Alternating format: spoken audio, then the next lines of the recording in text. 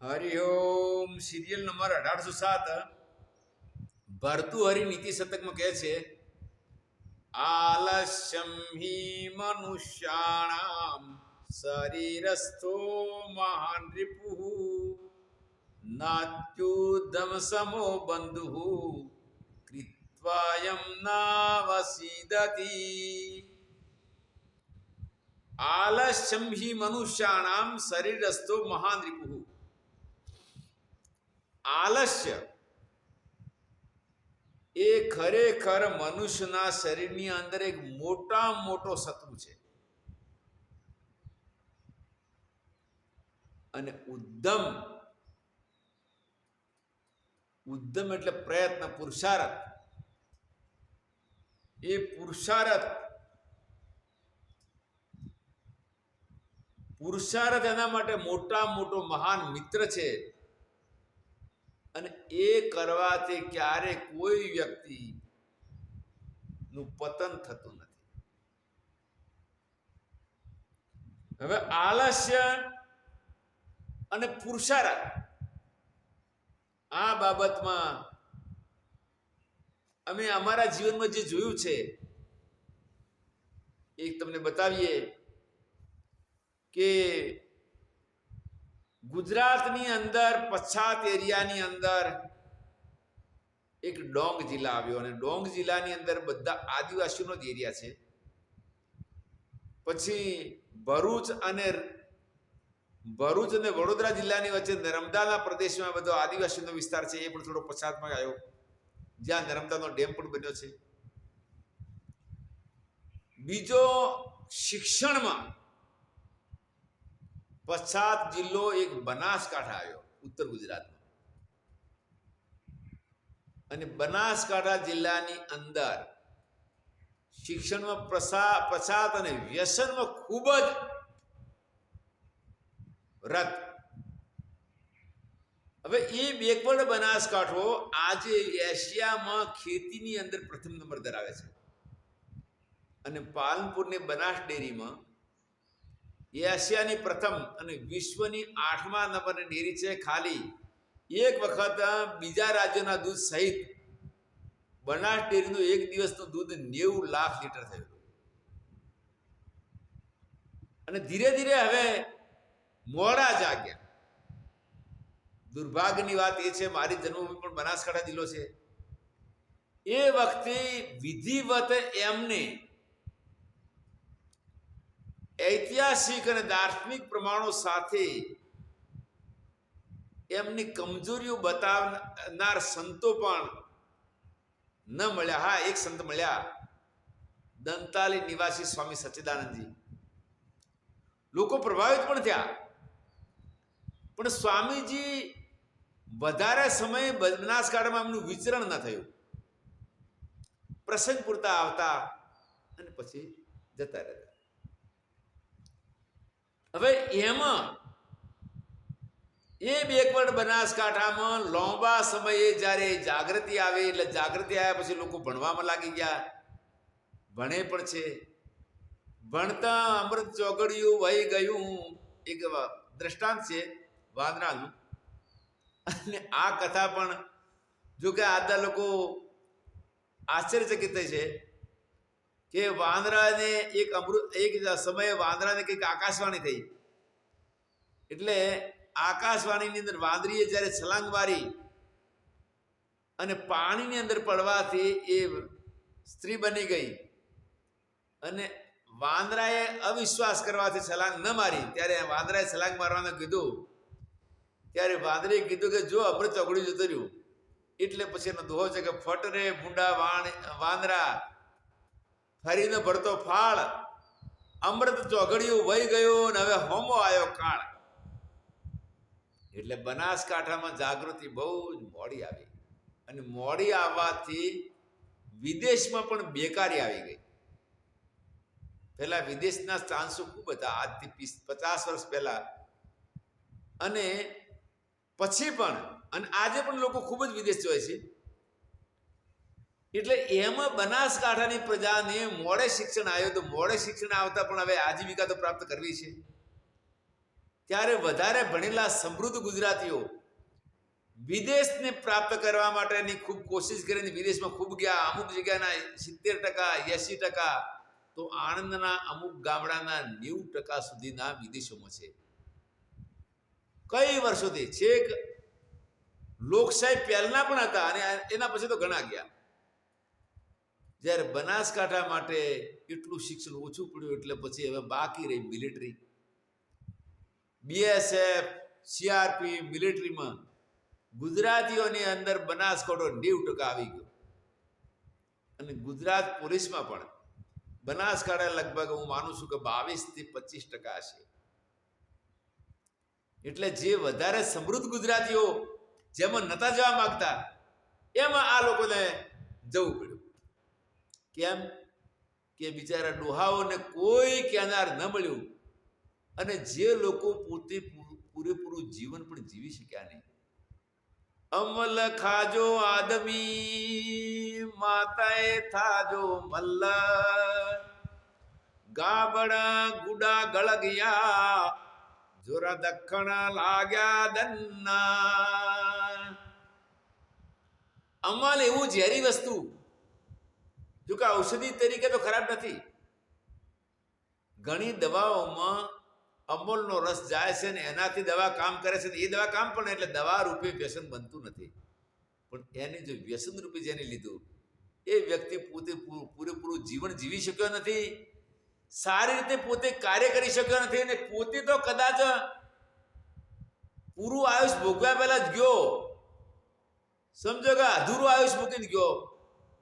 પણ એના નિર્દોષ બાળકો, એના ગયા પછી પણ નિર્દોષ બાળકોને પણ ગરીબીમાં મૂકતો ગયો. અને અંતકાળે મતી એવી ગતિ, જો કે આ પ્રસંગને અમે અન્ય સમયે દોહરાવશું વ્યસન મુક્તિમાં.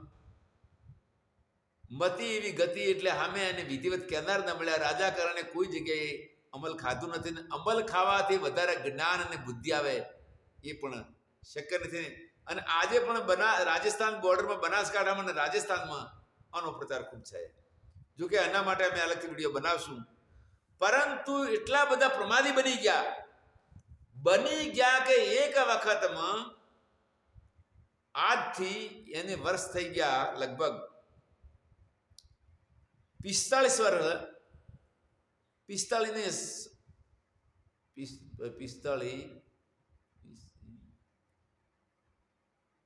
45 વર્ષ થઈ ગયા છે. 45 કે 46-47 મને વર્ષ યાદ નથી. એ વખતમાં બનાસ ડેરીના ચેરમેન હતા ગલબાભાઈ માનજીભાઈ પટેલ વડગામના, અને પૂર્વ સ્થાપક હતા ગલબાભાઈ નાનજીભાઈ પટેલ, જેને સ્થાપના કરી, જે બનાસકાંઠા જિલ્લા પંચાયતના પ્રમુખ પણ હતા અને બનાસ ડેરીના ચેરમેન પણ હતા. સાથે સાથે આજે એમના દીકરાની દીકરી, એમની પોત્રી ડૉક્ટર રેખાબેન ચૌધરી આજે સંસદની અંદર ભાજપના ઉમેદવાર તરીકે ઊભી છે. જો કે એમના પુણ્યો આજે પણ પ્રગટ છે. હરિશ્ચંદ્રના જીવનની અંદર ખૂબ જ એવા પ્રસંગો આવેલા, સત્યતાના માટે કઠિનતાવાળા. એમના જીવનમાં કઠિનતાના પ્રસંગો ઓછા આવ્યા, પણ એક સત્યવાદી જીવન એમને જીવ્યું. છેલ્લે એમનું અકાળ મૃત્યુ થયું હતું રિએક્શન આવવાથી. પરંતુ જ્યારે એમનું મરણ થયું ત્યારે જિલ્લા પ્રમુખ હોવા છતાં પણ એમના 70,000 કે એટલી જે લોન હતી એ લોન પણ બાકી હતી. એમને પોતાના રાજકીય જીવનમાં ક્યારેય ભ્રષ્ટાચાર નહોતો કર્યો અને દરેક જાતિની અંદર કોઈ પ્રકારના કોમવાદ વગર જે આવે એને પોતાનો પરિવાર ગણી અને એમને કામ કર્યા. એટલે આળસની અંદર બનાસકાંઠો એટલો પાછળ રહી ગયો. બિચારા એ આપણા બનાસકાંઠાના જે દાદાઓ હતા એ વ્યસનની અંદર પૂરું જીવન જીવી શક્યા નહીં અને પાછળ પણ સારી ગતિ. હવે પાછળ એમના જીવ તો મરતો નથી ને એમને ખોટા કર્મ કર્યા પણ નથી. ખોટા કર્મ નથી કર્યા પણ અંતકાળે આની જે અમલ ખાય જેવી મતિ એવી ગતિ એ પણ સારી ગતિ થતી એવું શાસ્ત્ર કહે છે. હવે એમની કઈ ગતિ થઈ છે અને કઈ જગ્યાએ છે એ બતાવો અમારા માટે શક્ય નથી, પણ જે શાસ્ત્ર ઉપર શ્રદ્ધા રાખતા હોય એના માટે. એટલે આળસની અંદર આટલું બનાસકાંઠા નુકસાન થયું.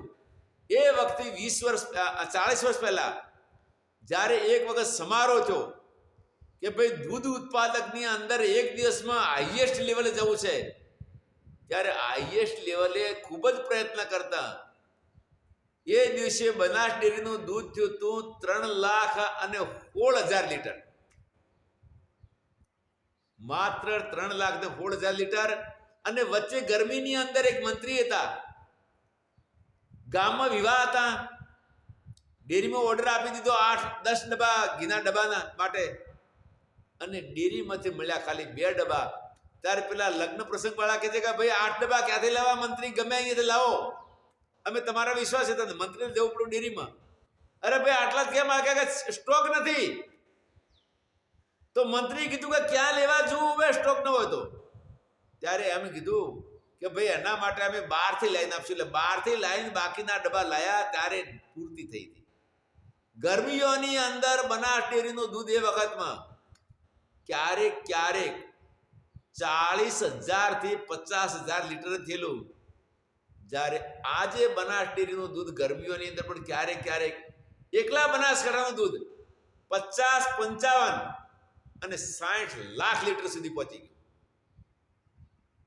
જમીન બનાસકાંઠાની એ જ છે અને લોકો પણ એ જ છે. પણ એ બિચારા દાદાઓને દુર્ભાગ્યવશાત કોઈ કહેનાર ન મળ્યો કે આ તમારા માટે ઝેર છે અને જેની અંદર તમે ખૂબ પાછળ છો. એટલા માટે આળસ છે. આ આળસનું મૂળ કારણ વ્યસન.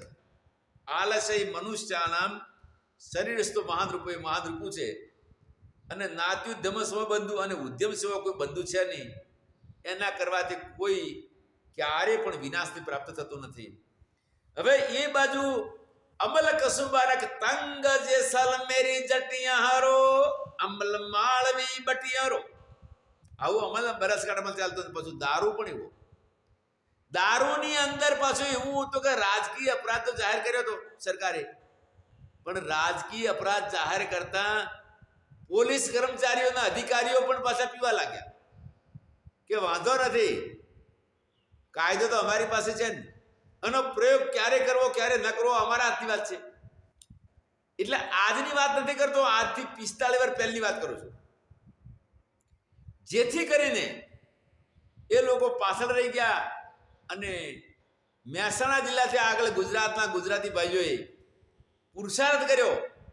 પુરુષાર્થ કરવાથી એટલે એની અંદર માંડ વિદેશ જવા માટે જે પૈસા ભરવા પડ્યા હતા એ ખૂબ જ કઠિનતાપૂર્વક પૈસા ભરી અને વિદેશ એ ધંધો કરવા ગયા, અમુક ભણવા ગયા અને ત્યાં જઈને સમૃદ્ધ થઈ ગયા. અને સંપૂર્ણ ભારતીયોમાં જેટલા વિદેશમાં છે એમાં સંપૂર્ણ ભારતીયોમાં ગુજરાતીઓની સંખ્યા કદાચ 50% ઉપર છે, 55 થી 60% છે. આનું મૂળ કારણ એમનો પુરુષાર્થ અને વ્યસન મુક્ત હોવાથી. સ્વામિનારાયણ સંપ્રદાયે આ બાબતમાં સારું કર્યું. સ્વામિનારાયણ સંપ્રદાયે વ્યસન મુક્તિના કાર્ય કરવાથી લોકો ખૂબ સમૃદ્ધ થઈ ગયા અને સમૃદ્ધ થતા એવું અને બધા સુખી થયા. ત્યારે એવું પણ એવું લાગ્યું કે ભાઈ સ્વામિનારાયણમાં જઈએ સમૃદ્ધ થાય, સ્વામિનારાયણમાં જઈએ સુખી થાય, સમૃદ્ધ થાય. એટલે એમના ભક્તો પણ ઘણા વધી ગયા અને બીજું સંતો પણ જાજા આવ્યા. સ્વામિનારાયણના સંપ્રદાયના અંદર કદાચ કોઈને 2 દીકરા હોય તો બીજા નંબરના દીકરાને મંદિરમાં મૂકી દે. દીકરો પ્રેમપૂર્વક મંદિરમાં ગયો અને એ પણ બધા નિર્વ્યસની સંતો એમને સારું ધર્મ પ્રચારનું અને વ્યસન મુક્તિનું કામ કરવાથી લોકોમાં ખૂબ જ સમૃદ્ધિની ફેલાવી દીધી. એટલા માટે ઉદ્યમ સમાન કોઈ બંધુ નથી. અને ગુજરાતી છોકરાઓએ શાકાહારી વિદેશમાં જઈ અને એમને કઠોર ઋષિ મુનિઓ પહેલા તપસ્યા કરતા હતા, એવી તપસ્યા જેવું એમને તપ કરીને વિદેશમાં ડિગ્રીઓ પ્રાપ્ત કરી. વિદેશની બધી હોટલો માંસાહારી, એટલે એકલું મોસ ન બને, શાકાહારી માંસાહારી બધું ભેગું ભોજન બને. એમની સાથે ભણવાનું, એમની બહુમતી, અને અમુક જગ્યાએ તો ગાયનું માંસ સુધી પણ ત્યાં હોસ્ટેલોની અંદર વપરાતું હોય. હવે એમાં આપણા ગુજરાતી છોકરાઓ જે શાકાહારી જન્મથી હતા એ લોકોએ જાતે ભોજન બનાવ્યું. જાતે બનાવ્યો ત્યારે પેલા કે કેમ કે ભાઈ અમે તો દાદા પરદાદા શાકાહારી છીએ એટલે અમારે અનુકૂળ નથી. અને એમની સાથે આત્મીયતા પૂર્વક બન્યા છે. જો એમ કે ખરાબ વસ્તુ છે તો ત્યાંથી એમને પાછો આવવું પેલું મુશ્કેલ પડે. પાછા આવે પણ જીવનભર ધંધો કરવા નથી શકે. હવે એ રીતે એટલા પુરુષાર્થની પાછળ એ સમૃદ્ધ થઈ ગયા. મફતમાં ચોકલેટ પણ મળતો નથી એટલા માટે ઉદ્યમ જેવો કોઈ બંધુ નથી અને એ ઉદ્યમો નિર્વ્યસની કરી શકે. માટે આવા ઉદ્યમ કરનાર ક્યારે પણ પાછા પડતા નથી અને ગરીબ બનતા નથી. અને દરેકની બુદ્ધિ પણ સમાન નથી. કિસ્મત અનુસાર બુદ્ધિ ઉત્સાહવતી પણ હોય. હવે અમુક લોકો સ્ટુડન્ટ વિઝા એટલે ભણવાના વિઝા ઉપર ગયા અને ખૂબ સમૃદ્ધ છે તો અમુક બિચારા મજૂરી કરવા માટે ગયા. ત્યારે એક ભાઈ મળેલા, આજ તો ઘણા વર્ષો થઈ ગયા. એ પોતે ધંધા કરવા માટે ગયા ને ત્યાં અમેરિકા ગયા પછી ધંધો તત્કાલિક ન મળ્યો. ધંધો તત્કાલિક ન મળ્યો તો હવે ખાવા માટે અને રહેવા માટે પણ એમની પાસે પૈસા તો હોવા જોઈએ ને. ત્યારે ધંધા માટે એમને પ્રયાસ કર્યો અને પંજાબી લોકો, બીજા તમારો પંજાબી છે, એમણે પણ પ્રયાસ કર્યો. ત્યારે કે ભાઈ ધંધાની અંદર અમારા યોગ્ય ધંધો એવો છે કે એક તો અમે માંસાહારના કાર્યની અંદર કોઈ કાર્ય કરી શકીએ નહીં. જો કતલખાના થતો હોય જો અમે કાર્ય શકશું નહીં. વળે એ પાછો લેટરિંગ બાથરૂમ છે એવા કાર્યો પણ કરી શકું નહીં. ત્યારે કીધું કે હવે બીજું ઊંચું કાર્ય તો તમારા માટે છે ને, આ વાસણ સાફ કરશો કે હા હોટલની અંદર વાસણો સાફ કરશો. એટલે એ અમને થાળીઓ ધોવાનું શરૂ કર્યું. થાળીઓ ધોવાનું શરૂ કરી અને પોતાના પગ ઉપર ઉભા રહ્યા. ત્યાં એમને આજીવિકા મળી એટલે ખાવાનું રહેવાનું ત્યાં મળી ગયું.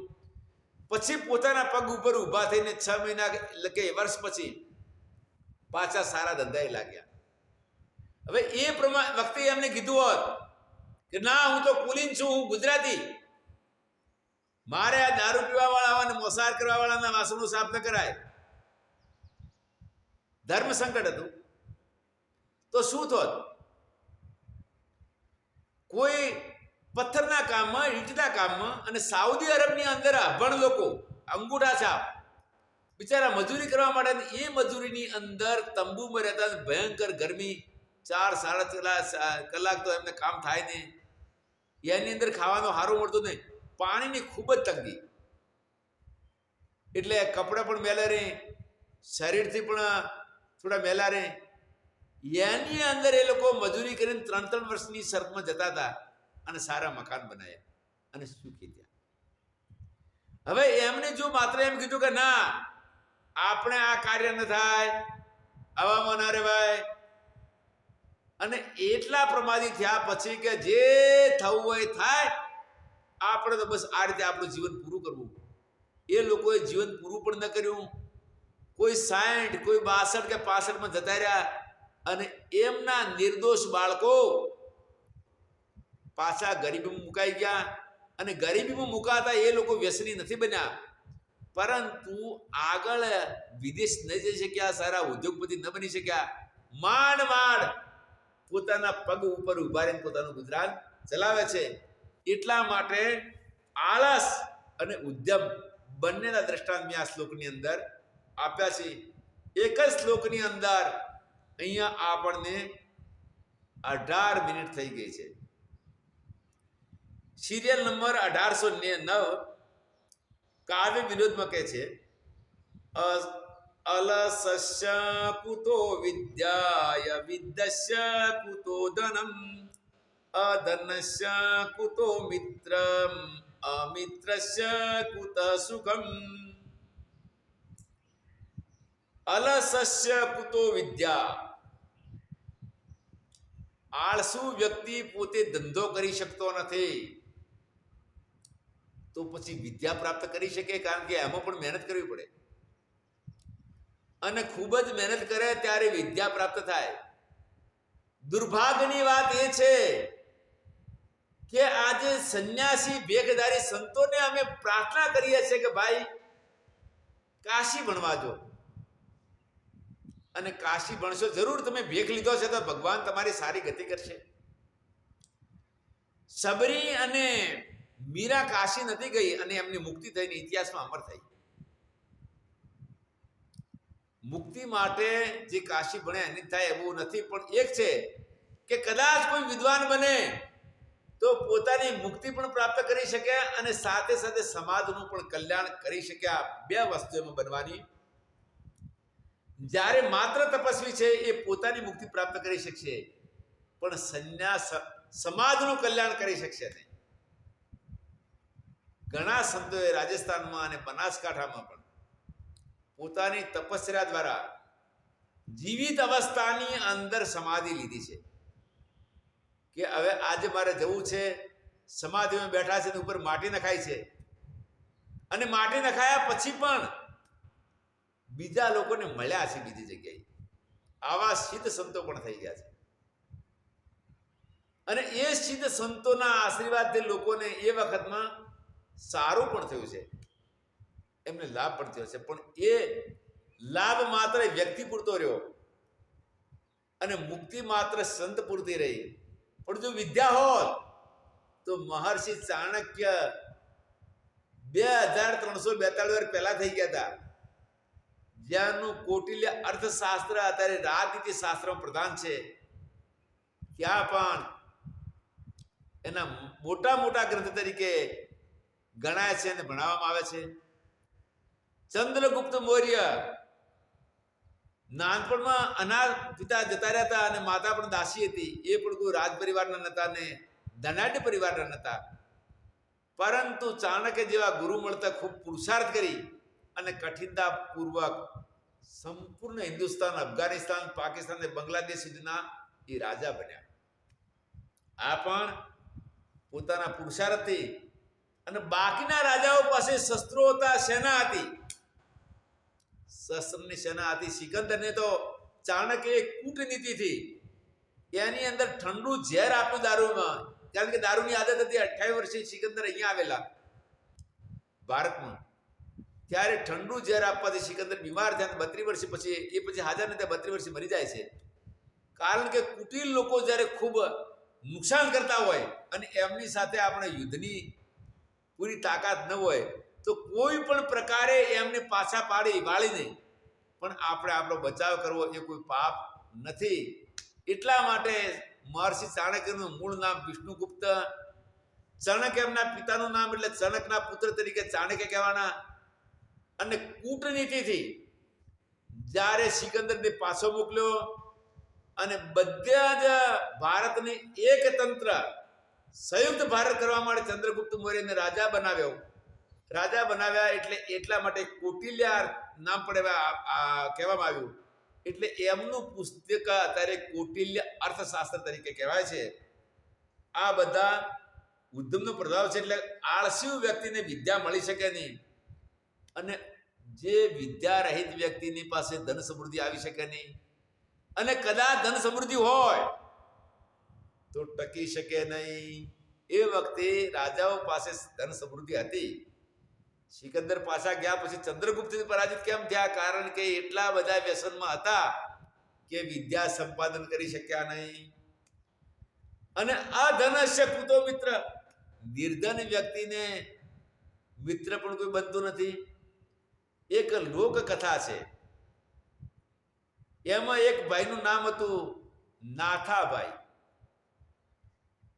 અને નાથાભાઈને એક તોછડી ભાષામાં કદાચ કોઈ બોલાવે નાના છોકરાને કદાચ નાથાભાઈ નામ આપ્યું હોય, ભાઈ બાળકનું નામ શું કહે, ભાઈ નાથો, તો એને કદાચ તોછડી ભાષામાં બોલતા હોય કે તાથિયા. પછી કોઈ ભાઈ નામ કદાચ ભૂરો ભાઈ હોય તો ભૂરિયા, ગણિયા. જો કે નાના બાળકોને આવા નામથી બોલાવતા પણ બાળકો ખીજાતા નહીં અને પ્રેમપૂર્વક પાછા આવી જતા. પણ આ તોછડા શબ્દોનો પ્રયોગ છે, સારા શબ્દનો પ્રયોગ નથી. કદાચ આ તોછડા શબ્દના પ્રયોગ વગેરે કોઈને ગણેશ હોય તો ગણેશ અહીં આવ, આ સારી વાત છે. એટલે કહે છે કે નાણા વગરનો નાથિયો નાણે નાથા લાલ. જ્યારે નિર્ધન વ્યક્તિ સજ્જન પણ હોય, સજ્જન હોય, સારા સદાચારી હોય, પણ નિર્ધન વ્યક્તિની પાસે જાણીને પણ ધન ન હોવાથી ત્યાં કોઈ સેવા થવાની, એના કોઈ મિત્ર પણ થતું નથી. અને ત્યાં મિત્ર થતું નથી તો એવી જગ્યાએ સમાજમાં જેને કોઈ સન્માન મળતું નથી, એનો કોઈ મિત્ર થતો નથી, તો પછી એને સુખ કેવી રીતે મળે? એને સુખ મળી શકે નહીં. એટલે ઉદ્યમ શ્રેષ્ઠ સારામાં સારો છે. અને એમાં 1947માં આપણા હિન્દુ ભાઈઓ જે પાકિસ્તાનથી આવ્યા, ત્યારે ઘણા ભાઈઓ તો એવા હતા કે જ્યારે 10-10ના પરિવારમાં 2 જીવતા રહેતા. 8ની લાશો પડી છે ત્યારે અંધારામાં ઊભા રોઈ શકતા નથી રાત્રિકાલે, કારણ કે ખબર પડે તો દુશ્મનો એમને પણ મારી નાખી. પ્રથમ તો શરત હતી જ્યારે વિભાગ થયા ત્યારે કે ભાઈ ભારતની અંદર મુસલમાનો પણ રહી શકે ને પાકિસ્તાનમાં હિન્દુઓ પણ રહી શકશે. પણ વિભાજન પછી એ લોકો ફરી ગયા અને હિન્દુઓને કીધું કે ભારતમાં મુસલમાન રહી શકે, પરંતુ પાકિસ્તાનમાં હિન્દુ રહી શકે ને, માટે ઘર બહાર છોડીને જતા રહો. જ્યારે હિન્દુઓ જવા નીકળ્યા ત્યારે પણ પ્રથમ ટ્રેનમાં એક હિન્દુ જીવતો જ આવ્યો. એમાં પણ બધાને કાપી નાખ્યા. અને ટ્રેન જ્યારે લાહોર આવી અમૃતસર, ત્યારે શીખોએ પોતાની તલવાર ઉઠાવી, વાહે ગુરુજી કા ખાલસા. એ પાકિસ્તાનથી આવેલા આપણા સિંધી રફુજી 2 પ્રકાર છે. રફુજી એટલે સિંધ પ્રાંતના આવેલા સિંધી કહેવાના, અને બાકીના આવેલા રફુજી કહેવાના. એવા સિંધી ને રફુજી લોકો હાથે પગે આવ્યા હતા, અને અમુક ઉદ્યોગપતિ થઈ ગયા, અને અમુક પાછા અરબોપતિ પણ થઈ ગયા. કેમ? ઉદ્યોગથી. અને જેની પાસે જમીનો હતી, બાપ દાદાઓના વારસમાં વર્ષોથી જેમને આ બધું મળેલું હતું, એ લોકો ઉદ્યોગ ન કરવાથી ગરીબ રહી ગયા. એમ કહે છે કે આનાથી જ્ઞાન આવે, બુદ્ધિ આવે, આવા વિચારોથી વ્યસનની અંદર ઉદ્યોગ ન કરી શકતા. એટલા માટે છે કે ધનહીન વ્યક્તિને મિત્ર પણ કોઈ થતું નથી.